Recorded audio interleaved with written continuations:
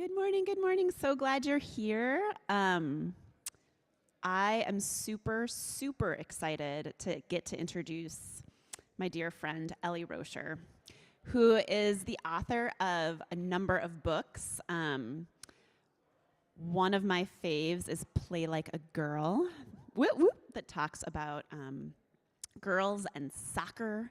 Can I hold up this one right now? This most recent one is called The Embodied Path, subtitle Telling the Story of Your Body for Healing and Wholeness. But Ellie and I actually, the first time that we met was we were gusty greeters at Gustavus Adolphus College, which is like the people that basically come out with pom-poms and scream to welcome the first year arriving students. So although now we are writers and mothers and people of faith, probably in our hearts we are just still screaming, gusty greeter cheerleaders. So welcome, thank you for coming, and please let's give like the warmest welcome ever to Ellie. Thank you. Thank you so much, Kata. It's so wonderful to be here. I giggled when I heard that you were doing a series on healing and wholeness, because that's the subtitle of the book. Hi. Telling the story of your body for healing and wholeness. So I'm so thrilled to be here. So when I think about wholeness, how I think about it is being able to integrate our minds, our bodies, and our spirits. And so I like to think about the spiritual practices that engage my mind, my body, and my being, so that I can move and be in an integrated way, so that my thoughts and my feelings are both informing kind of my way of knowing, my way of moving through the world. I'm going to argue this morning that we live in a fairly disembodied society, and that we also are part of a fairly disembodied church. And so I like thinking about again, the practices that work for me, that bring me back home to my body. In so many ways, society invites me to stay in my mind. And I'm going to argue that because our society is so highly values productivity, efficiency, being good workers, doing things, we're actually better industrial workers if we don't pay attention to our bodies, if we don't let our bodies have needs and limits. And so working toward wholeness, living in a way where my body is actually informing my way of being, I find countercultural. And subversive, and I deeply think that these are spiritual practices as well, because I believe God created my body and created it very good. So we'll talk a little bit about those themes this morning. When I think about wellness as being different than self-care. We have kind of this like self-care thing going on in society, really big on social media. And wellness, I think, is much more interesting and revolutionary than self-care. Self-care is going to say that our structures are built for our own burnout, and then it is our job on our own time with our own money to put ourselves back together. So I'll give an example of our educational system. In so many ways, our educational system is designed so that teachers by Friday afternoon are like limping into the weekend. And self-care is going to tell them, go take care of yourself on the weekend, go rest, go get a manicure, and then come back on Monday renewed just to do it all over again. Right? So nothing about that system toward burnout is changing. It's up to our individual lives on our own time with our own money to keep ourselves whole. I get really fired up about this. I think it's an injustice. Conversely, I think about wellness that happens in community. So Bethel can be a community that values wholeness, that values deep integrated healing, so that we don't have to check part of who we are at the door, and that we can support each other in being well, in not going toward burnout, that our systems, our community can actually support that. So it's not on our own time and it's not with our own money, but we're actually building more beautiful communities to belong to where we don't have to ignore our bodies. We can be vulnerable, we can have needs. The other thing that I think about when I think about wellness is we have this opinion that stress is bad. And I'm gonna push on that a little bit. I think of it as like stress is like being up, right? So it sometimes looks like anxiousness. Other times it looks like excitement. Our system is up, okay? And that is not necessarily bad for us. And then there's other moments when we're calm and we're grounded and our energy is down, okay? And being a well person, one way that I think about this is that you can be up and you can be down at appropriate moments, and you have the tools to go from one place to the other. So I was a college gymnast at Gustavus, woot woot, okay? And when I'm on the balance beam and I'm about to flip backwards on the balance beam, I want to be a little bit stressed out about that. Right? This is dangerous. So I want to be up. I want to be excited. When we're up, our performance goes up. Okay, so this is the same with the tests. I would get nervous at school for tests. That's not bad. I could use that to my advantage because I wanted to be up. I wanted to perform well. When we start to get sick is when we live here in the up. And we don't have the tools to come back down to grounded and calm when it's appropriate. Okay, and we have to really think about this a lot because some things like social media can feed us being up, anxious, excited, right? So I talk to people who charge their cell phones right by their bed. I'm not gonna ask you to out yourself here, okay? But just think to yourself, where do we charge our phones? And so many people will admit that they pick up their phones and they start looking at all of the horrible things that are going on in the world before their feet ever hit the carpet or the floor of the bedroom. Why would we get out of bed? Right? So the fact that we have access to more information than we've ever had before without growing our capacity to address it is actually making us more perpetually up and anxious. And over long periods of time, that's leading to our burnout. We're getting sick. Our bodies are getting sick. But going back to this industrialized produce, be efficient, be productive, do more, do it faster, that's going to keep us suppressing our bodies, which are trying to talk to us, and then our bodies are going to have to ramp up the volume to get our attention. Are you with me? Okay. So, so when I think about healing and wholeness, and I think about allowing our bodies to be at the table, to come to the game and play, to inform our way of being, I'm thinking about spiritual practices that allow us to come back home to our beautiful bodies that God created as very good. So I deeply believe part of the work of our lives is to inhabit our bodies. In fact, the original working title of the Embodied Path was Inhabited. How do I drop into my body and live in my body? And so I do believe it's a spiritual practice to inhabit our bodies. I believe God created our bodies very good, and that I think our society is going to continue to invite us to ignore our bodies, to loathe our bodies, to override our bodies, and to ignore what they're trying to tell us. And I do think that as a faith community, we can push back on that together. And that if we can know more and more that this disembodied society is clearly not working, we can do that spiritual practice, that work of healing, and we know that the healing actually happens in our bodies. The more we know about trauma, the more we know it's happening actually in our bodies. So this book I wrote is about acknowledging what those pathways back home to our bodies are. For me, breath works. So anytime that I'm conscious that I'm breathing, that invites my awareness to drop back into my body. Movement. In terms of multiple intelligences, my highest intelligence is kinesthetic. That means my body is smart, I was a good athlete, but it also means I do my best thinking when my body's moving. So for me, movement has been a spiritual practice, a way back home to my body. And then also reflective writing. I'm one of those writers who has to write to live.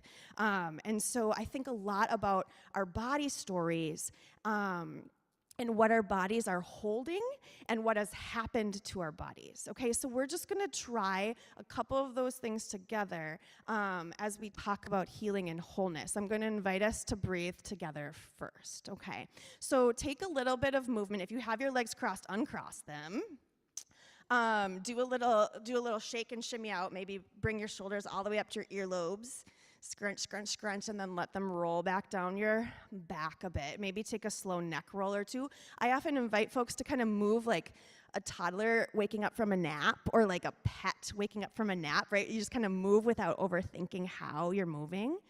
Move how your body wants to move. And then whenever you're ready, there's no need to rush, but eventually stack your shoulders up over your hips, and I'll invite you to either close down your eyes or take a soft gaze.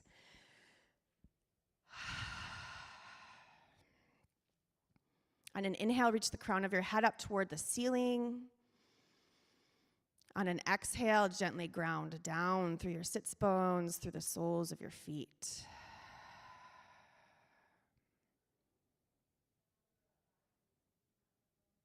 You notice the sounds outside of the room. Notice the temperature of the air on your skin.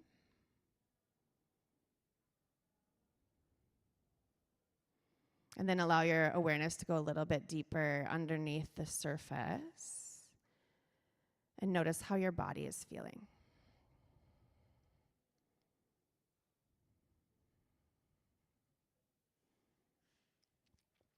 And then I want you to notice that you're breathing. There's no need to alter your breath at all at the beginning. Just notice. Step behind your breath. And notice the natural rhythm and cadence of your breath.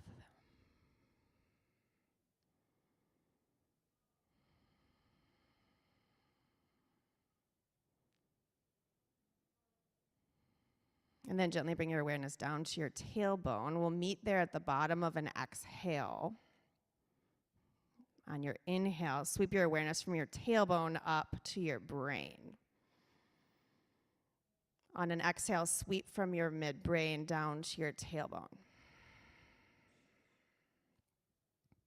Inhale, tailbone to midbrain. Exhale, midbrain to tailbone.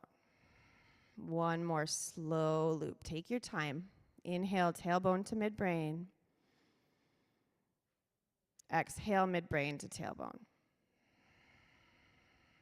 When you reach your tailbone, you can go back to your natural breath and slowly blink your eyes back open and come on back to the room. Okay, so in this disembodied society, I noticed that I had kind of I would like build almost like a bird's nest in my neck, trying to ignore what happens to my body. Turns out being a gymnast, I'm really aware of my body, but I'm also very good at ignoring it. That was one of my jobs as a gymnast, is if it was hurting to not pay attention, or if my body was telling me I was scared, to do it anyway. Right? And so I had to build up that capacity to kind of pick apart the bird's nest in my neck and open up access to my body. And so that loop breath I used to do as meditation for about 15 minutes as spiritual practice, just so that my mind and my body could communicate to each other. And now that's such a practiced pathway that I can do a loop if I feel like I'm offline and get access back to my body. So we're gonna do my favorite body movement. You can do this seated or standing. Because I'm a writer, I'll find that like after an hour, I'm curled around my heart. I look like, like this, and I gotta open back up again, like literally and figuratively open my heart back up. So I do what are called body breaks, and they're less than a minute, but it's just to get my blood moving and to get my heart back open. So I'm gonna teach you my favorite one. So choose if you wanna do it seated or standing, and if you wanna do it standing, go ahead and stand up with me.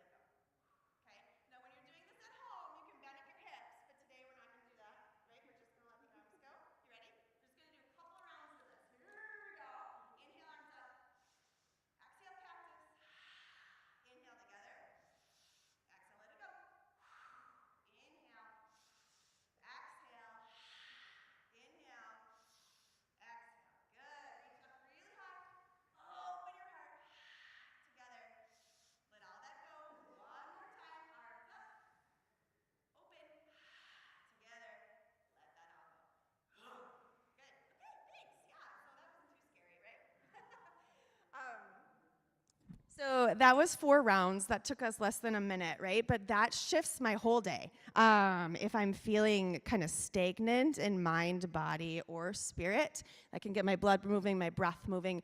And your breath is so interesting. It's 2 different tools. Our inhale and our exhale do different things.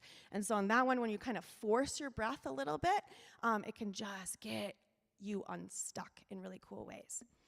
Okay, so I have been thinking about body stories, and like telling our body stories and like crafting it and sharing it are 2 different things. Crafting our body story and sharing our body stories as spiritual practice. I've been thinking about this since I was 13, so I want to tell you kind of the origin story of this book. So when I was 13, I was a gymnast. I was training for a big meet in Michigan. I had just learned a new tumbling pass. And on my very last tumbling pass before I went home, I crashed really badly, and I shattered my elbow.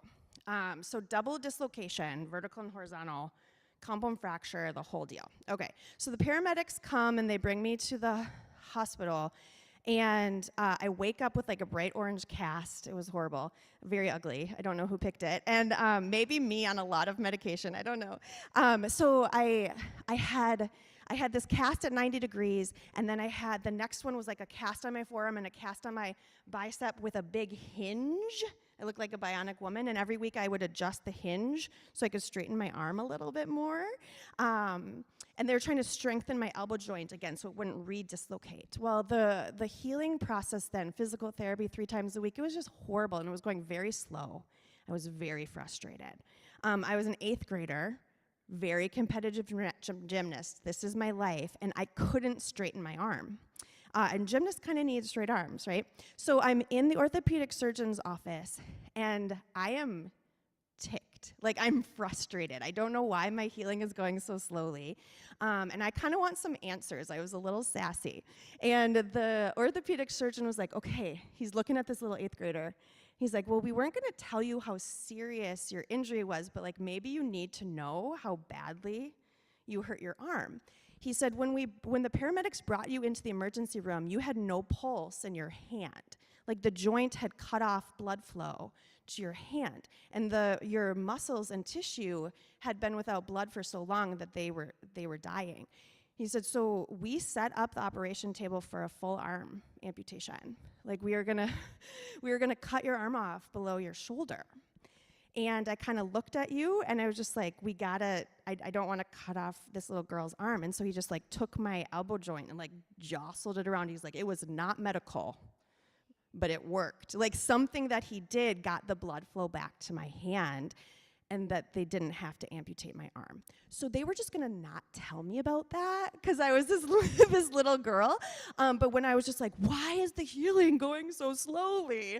He's like, well, because you had an extremely traumatic elbow injury. And so that moment when he told me that piece of information was one of the most formative moments in my life, because you have to picture me going in, and I was frustrated, I was bitter, I was focused on all of the things that my body couldn't do.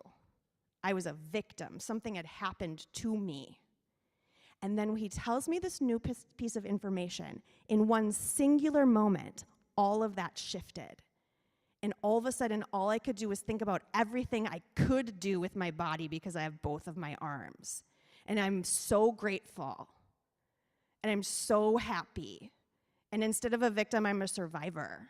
Like that one moment, my entire demeanor shifted from one of being bitter and angry to one of being deeply, deeply grateful. And from that moment at age 13 on, I lived my life like I had 2 arms and I knew it. And everyone else was taking their arms for granted, right? And I was gonna show the whole world what I was gonna do with my 2 arms. And what changed in that moment wasn't the trauma that happened to my elbow. The injury had already happened. What changed in that moment was my story. Was the story that I told about my elbow injury. I had a new story, and it was a really good story. And I was going to tell it as often as I could. So when I was 13, at that moment, that was the origin of this book that I just recently finished, of like, what stories do we tell about our bodies? And how does shifting those stories in interesting ways shift our relationship, not only to our bodies, but to the entire world? Right? So, another tough body story moment for me, I'm an adult, and I have 2 back-to-back miscarriages. And I'm sitting in what I don't have. What I don't have are babies to hold in my arms. But I still am that girl with 2 arms, and so I just keep looking at what I do have. And I have so much. And that really got me through that moment of like, okay, so if I'm not going to birth my own children, I've got other options. Look at all the things I can do. Now, I ended up birthing 2 babies, and I think about holding my boys in my 2 arms that I have, right? It's this abundance mindset that our bodies are this amazing gift from God that we get to use. And so I'm really, really passionate about what are the practices that we do that can shift how we perceive our bodies, how we tell stories about our bodies, how dang cool our bodies are, right? And I think that matters to God. Okay, so now I'm going to get really nerdy and go into a little bit of theology. Are you ready? Okay. So this same girl who has this elbow story falls in love with the discipline of theology. And when I'm reading the Bible and I'm reading Genesis, all I can see is that God took time and energy and breath and dirt to craft our bodies. And in the Genesis story, God is like looking at the heavens and the earth and the fish and the creatures and the land and saying, this is very good. And then all of a sudden, when God sees humans, there's an expletive that's added. God looks at us and says, you are very good. Or insert your favorite expletive there. You are very good. And what makes me so sad about how much we loathe our bodies in our society is God didn't look at like just our thoughts and be like, that's very good, right? God looked at the whole kit and caboodle and was like, that is very good, all of it, including our bodies. And no, they're not perfect, but they're very, very good. And I do think it makes our Creator sad then when we loathe our bodies and we take them for granted and we're mean to them, we talk mean to them, we ignore them, we treat them badly.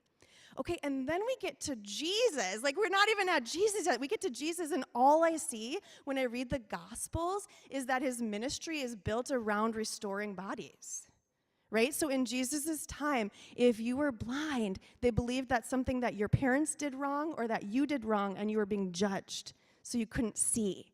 And so then when Jesus takes his spit, it's like a mom move when you have spaghetti sauce on your face, like this, right? So intimate. When Jesus takes his spit and heals the blind man, and they're doing this back and forth, and he's like, well, I mean, I can kind of see, but I'd like to see a little bit better. Okay, let's try again, right? And it's this communicating moment of vulnerability, and finally the blind man can see. Like, not only is Jesus restoring his sight, but by being a seeing man, then he also gets to enter back into the center of society without being judged. Now, that's the messed upness of society, and Jesus is doing the healing work of restoration. So I have to imagine that part of what we're up to here then, as followers of Jesus, is looking out to the margins and identifying which bodies get pushed to the side. Which bodies get pushed to the side. And then the work of Jesus' love is to welcome those bodies back into the center of things, because the party is not the same without them.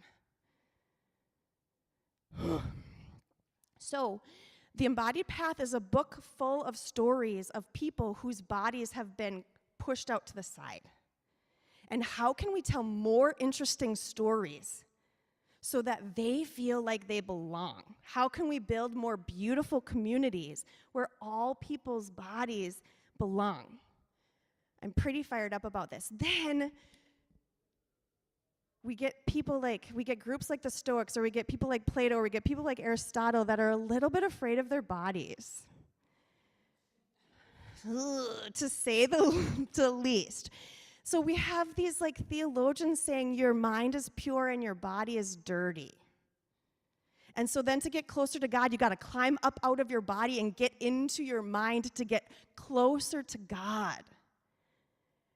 That's not what I see in Genesis. It's not what I see in Jesus' ministry. But that residue, that your mind and your body are separate, your mind is good and your body is bad, takes hold in our church. And I'm going to argue there's still residue of that today in our church and our society. So which professions do we value higher? People who sit around and think, or people who do things with their bodies? Which people do we pay more? So folks that were in the Stoic society, right? Folks who were Plato and Aristotle's peers. Like the pinnacle is to sit around, put your feet up, get fed grapes, and think all day, right? The politicians and the philosophers. Because your mind is pure and your body is dirty. Guess who is doing work in their bodies? Women. We're bleeding, breastfeeding, taking care of people with their bodies, right? People of color, over history, right? Are the people doing the work of their bodies? They're considered less than. We've got some work to do here still if we want to heal toward wholeness, to check some of that mind-body distinction and realize God created our bodies. Our bodies are deeply powerful. It's one way of knowing, and they're not dirty. And so instead of our spiritual practices trying to escape our bodies to get closer to God, what happens if our spiritual practices invite us deeper into our bodies to get closer to God? That we can actually transcend our bodies by entering into them more fully instead of trying to ignore and suppress and escape. It's not working. Gabor Mate is a really interesting doctor who's talking about how repressing our emotions is the same labor as holding a beach ball underwater, and that labor of repressing our emotions is making us sick. It's not working to escape, to try to climb up out of. What if we turn toward and go deeper into? So I think when we have these inklings that go unchecked, that our minds are cooler than our bodies, I don't think it's God. I don't think it's Jesus. I think it's some of these church fathers who are a little bit afraid of their bodies and then who wrote about that. And we really like some of their ideas, but it's okay to not like that idea. I don't like that idea. I gave one of these talks, and a woman came up to me afterwards, very serious, and she's like, "You can't be so hard on the church fathers. They were very good men." I was like, I know. But I think we need to be, like, now, as an embodied person, like, I really do want to take a look at some of this inheritance they handed us and be critical of that part. So just for the record, I do like our church fathers quite a bit.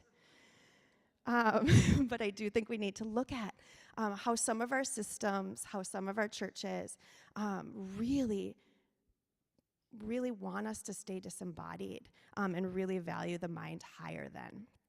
So what's a way that we can unlearn this mind-body dualism and come back home to our bodies as spiritual practice? Okay. I'm going to do one more breathing, one more movement, and then I have one more story before I open it up for questions. We're going to do a square breath, and so I'm going to, once I get us into it, I'll count 4 count inhale, 4 count hold, 4 count exhale, 4 count hold. Okay, and so it looks like a box or a square. And this is really helpful to calm our nervous system. Anytime we're focusing on our breath naturally lengthens. And when our breath lengthens and slows down, immediately our heart rate slows down. So interesting, okay? And then eventually our thoughts can slow down. Has anyone ever wanted to slow your thoughts down a little bit every once in a while? Your breath is such a powerful tool. I like the square breath because you can really start to feel what the difference is between your inhale and your exhale as 2 different tools. Okay, so take that dog waking up from a nap type movement, maybe a shoulder roll or 2, maybe a wiggle or a rock. And then whenever you're ready for stillness, we're going to stack our shoulders over our hips, which is just opening our breathway back up, right? We hunch hang on our bones sometimes, so just open up those breathways. I'll invite you to shut down your eyes or take a soft gaze, and that can just bring your awareness deeper inside of yourself, away from the surface, away from the distractions. Take a slow, full breath.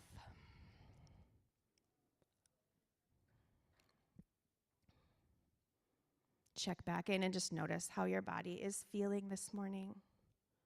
What parts of your body are talking to you a little bit.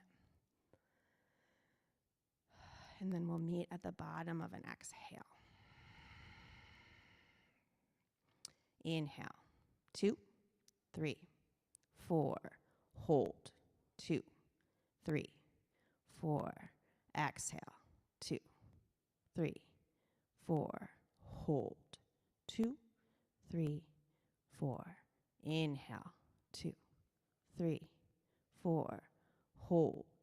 2, 3, 4. Exhale. 2, 3, 4. Hold. 2, 3, 4. Inhale. Hold. Exhale. Hold. Inhale.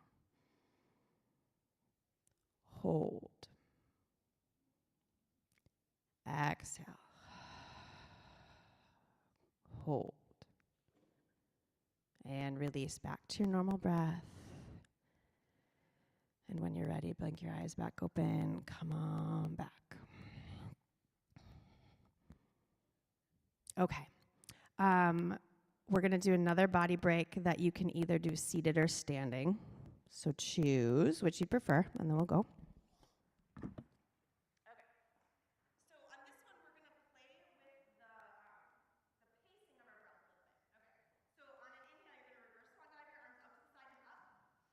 And then on an exhale, you're going to bring your hands to heart center. Okay. And we're going to do slow inhales and slow exhales, and then I'm going to invite you to do a quick exhale, which is going to look like this. Right? So you move your hands quickly when we do the quick exhale. All right, here we go. So slow inhale, arms up. Really slow exhale, take your time, bringing your hands to your heart center. Yeah, beautiful. Do that again. Slow inhale, reach wide, reach high. Really slow exhale, feel your palms touching each other. Yeah, now let's try that quick exhale. So slow inhale, quick exhale. Oh yeah, again, slow inhale, quick exhale. Yeah, slow, slow. One more time. Slow inhale. Really slow exhale. How long can you go? How slow can you go? How much can you take your time? Really, really nice. Good. And let that go. Okay, thank you. Whoop. Awesome. Okay, so when I say that movement is one of my spiritual practices, yes, I do yoga and yes, I run, right? But it's like it can be really easy, gentle movement for just a few moments of our day to celebrate the bodies that God gave us. Okay, so now this little girl who's 13 and has this great elbow story. I tell this elbow story, like I said, whenever I can. It's such a great story. I actually won a story slam with that story. It's such a great story, right? It's just like it's got that punchline. And so I had just like internalized that story. And then I was 40, and I'm writing a book about embodiment, and I'm leading yoga and meditation on a regular basis. And I'm sitting with one of my yoga teachers, and she's leading me through some breathing. And she's like, wait, hang on, open your eyes. And then she kind of paused, and she realized this was maybe going to be big news. And she's like, so do you know that you're a paradoxical breather? And I said, no, what is that? And she's like, okay, so you breathe backwards? I'm like, tell me more. And she's like, okay, so when you take an inhale, your diaphragm's supposed to get bigger because you're taking air in. Try it. Inhale. Yeah, your lungs and your diaphragm expand, right? That's what's supposed to happen. Well, paradoxical breather, I was breathing backwards. On my inhale, I sucked everything in high and tight. And so then on your exhale, your diaphragm and your lungs are supposed to get smaller, right? Because that air is coming out of your body. This makes perfect sense to everybody but me. On my exhales, I would get bigger, come back to neutral. So I was breathing backwards. I was like, whoa. She's like, okay, so let's try to breathe normally. And she's being so kind. And I physically couldn't do it. And she's like, okay. So she had me on my hands and knees. She's like, okay, so on your inhale, you let your tummy come like closer to the ground. And I couldn't do it. And I kind of started getting emotional because I like being good at things. And then it's like breathing, so that's weird, right? But it also felt like I was being disobedient, like my body was taking up too much space, like my intestines were gonna like fall out of my body. And she was like, okay, so this is what we're gonna work on. And it's like, oh my gosh, I have to learn how to breathe. She's like, so this is normally a trauma response. And I swear to you, the first thing I said was like, well, I haven't been through any trauma. She's like, okay. And so she's like, I'm going to send you an article. So that night she sends me an article on paradoxical breathing and like how it's a trauma response. And as I'm reading this, I start crying and then I just start sobbing. And I have this body memory come back to me. So 13-year-old girl has a bent arm, still can't straighten it, not even close, right? And I decide I'm going to show everybody that I can do gymnastics with a bent arm. Did it through college. So I'm 13 and I'm healing. And the tumbling pass that I crashed on is the last tumbling pass in my floor routine, and it's in my floor routine all through the end of my gymnastics career. And so I'm standing in the corner, and I start in the healing process, like coming back to gymnastics. When I go to do that tumbling pass, I start wheezing, okay? So I'm standing in the corner, I'm like, right? And it gets worse and worse. I start anticipating the wheezing, and it starts happening sooner and sooner in my floor routine. They send me to an asthma doctor. The asthma doctor says, you do not have asthma. You are a psychosomatic hyperventilator, okay? I'm an 8th grader. I'm like, what does that mean? What I heard was, you're crazy, you're being dramatic, and you just need to get over it, okay? What nobody told me is I was standing in the corner, and my body was scared, because I'm going to go do that thing that I almost lost my arm on. And instead of listening to my scared body, my job was to repress that and go anyway. So at some point, I stopped wheezing. I don't know how or why, but I stopped, and I did it anyway, over and over and over again, even though I was scared. And I think that might be when I started paradoxically breathing, because my breath is all the way up here. So my diaphragm is clenching, and I'm breathing up here in my upper chest. So at some point, I started breathing backwards. I birthed children, I ran marathons, I competed in college gymnastics, breathing up here in my chest, breathing backwards. So as a 40-year-old woman who is writing a book on embodiment, I have to remember how to breathe. It was very vulnerable. However, it happened quickly because I wasn't learning how to breathe. I was remembering how to breathe. And in the process of remembering, one of the things she said is, look at the tummies of your babies who haven't been through any trauma yet. And you're just going to see their cute little tummies just very easily flowing in and out in the right direction. And so I did. I just stared at their tummies and I cried, and I held my tummy and acknowledged everything that I went through. That was the healing toward wholeness.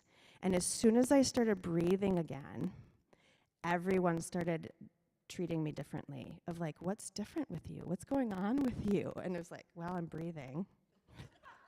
So that's that. But here's the bookend, is that the embodied path opens with my initial origin elbow story, and it ends with my paradoxical breathing story. As a 40-year-old woman, I had to revise my story. I had a new piece of information where the little girl who had this triumphant story was also really scared,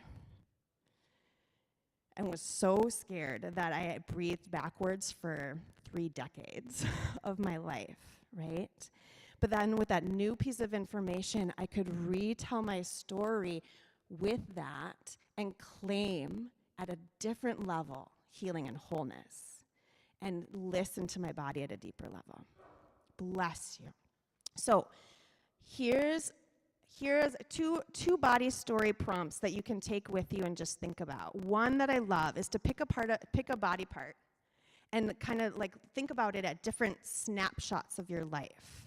So your hands or your teeth or your hair. And it's just a way to realize how much our bodies go through that we don't often turn toward and take a look at and think about. These beautiful different seasons that our bodies have had. Okay, this is another one I like to do with folks who are older like me, is I think that the world tells us that we depreciate in value as we age. Does anybody feel that?